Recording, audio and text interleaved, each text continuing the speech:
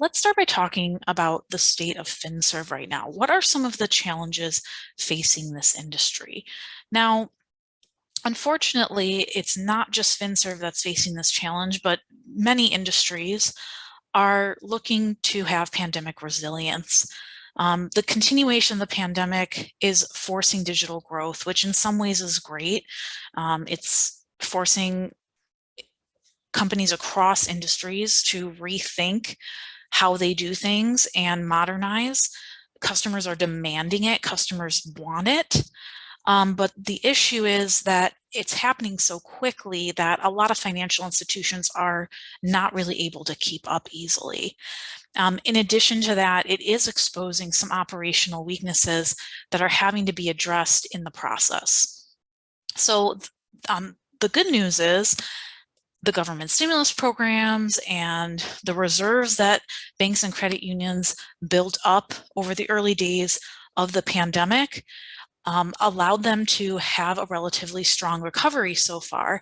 However, even with that in place, the top 100 US banks still released $24 billion in loan loss reserves at the beginning of last year. So recovery is expected to continue to be strong, but it might be a little bit uneven across regions. Another challenge that banks and credit unions are facing right now is meeting this moment of ESG and financial inclusion. There's several demographics that have been identified as unbanked or underbanked, and these institutions are having to think about how they can bring them into the conversation. 1 in 5 people of color is unbanked or underbanked, and the most underserved are trans women of color. And coupled with that, you have this demand from consumers to have environmental, social, and governance from the institutions that they work with. They want to know exactly how these institutions are meeting the moment with these challenges that are really global challenges. And it's affecting the day-to-day. It's something that they're staying on top of. The stat over here shows us that. Research shows 54% of Gen Z and millennial consumers would switch their primary bank if they were not meeting these ESG factors. Again, this is a challenge not only for Finserv, but really across all industries right now, is this new definition of the workplace. Last year, Deloitte did a banking and capital markets survey, and nearly 70% of respondents in that survey said, yep, we fully expect to pivot to hybrid work. And so with that expectation, there's a new thought process that has to happen around how people are working. How can we create this hybrid model without inequalities, with rethinking how exactly we're managing people on the day-to-day? It's less now time tracking and it's more task focused. How are we recognizing unseen work? And coupled with that is the idea that, all right, not only do you have consumers demanding from the outside, hey, we want more digital experiences, we want better ways to interact and engage with the organization. But on the inside, you have internal team members that say, hey, I'm working hybrid now, I have these remote demands, I need more digital tools to do my job well. And so there's a rework of the actual infrastructure of the talent pool where these institutions are having to attract new talent. And that talent, a lot of it falls within the tech sector.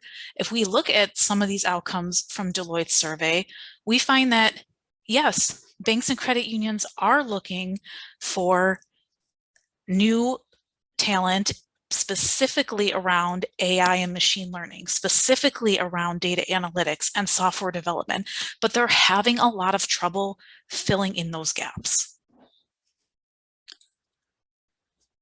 Then, of course, you have the explosive nature of the digital assets marketplace. You've got your cryptocurrencies, your NFTs, your decentralized finance. All of these things are coming together and they're creating a real perfect storm here. What Finserv's job in this moment is to find a way to incorporate these things. A lot of them are partnering with many of these companies, but they also need to be able to help clients allocate strategies around them. And the majority of financial advisors have been slow to present clients with a thoughtful digital asset allocation strategy. And that's further complicated by the fact that these digital assets are not really considered securities, and they're not able to be custodied by traditional broker dealers. So they're having to get creative here. It's kind of a wild west right now, but everybody is being very alert and on top of what's going on because they see the direction this is going and the potential additional challenges that it could pose if they're not aware of what's happening. And then lastly, we have what we'll call the tech trap. Okay, so Finserv is working really hard. They recognize the importance of digital transformation. They recognize the need to get up to speed with these automations and experiences for their customers. But as we mentioned earlier in this presentation, they're finding it very difficult to acquire the right technical staff to make that happen, to make that a reality. And in the meantime, it's happening so fast, and there are so many gaps being revealed in the process that it is very fragmented. So you have this localized, incremental push towards digital transformation. And because of that, the full potential of those investments is not being realized. And it's not really entirely their fault. You've got a lot of stuff going on in the background. You've got acquisitions and mergers happening all the time. Every time you acquire a new property, you're making your infrastructure more complex. That's another thing for your IT team to contend with. At the same time, you're trying to figure out, all right, well, we've got this legacy technology that we work with. Yeah, it's old school, but we like how it works. What do we do now in the bigger theme of digital transformation? Can we incorporate this legacy tech into our new processes, or do we have to make moving away from this legacy tech part of that bigger conversation? That can slow things down as well.